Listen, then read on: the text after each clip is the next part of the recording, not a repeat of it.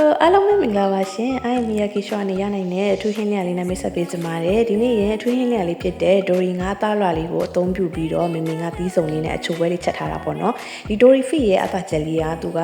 အစီပါဝင်မှုနည်းပါပြီးတော့နုညံ့အိဆက်တဲ့အရာသားလေးပေါ့နော်။ရှာပေါ်နေလိုက်တာနဲ့အရေးပျော်ပြီးနုညံ့နေရတာလေးကိုခန်းစားရမှာပါ။နောက်ပြီးတော့ဒီဒိုရီဖစ်ကပေါ့နော်အရေးကွန်အယိုလောဝမပါပါဘူးရှင်။ကလေးတွေအတွက်လည်းတင်တော်ပါတယ်လူကြီးတွေအတွက်လည်းရန်ကိုပေါ်တင်တော်တယ်ပေါ့နော်ကျမကြီးနဲ့လည်းညီညွတ်ပြီးအာဟာရလုံးဝအပြည့်အဝပါရှိပါတယ်ဒီဟင်းပွဲလေးက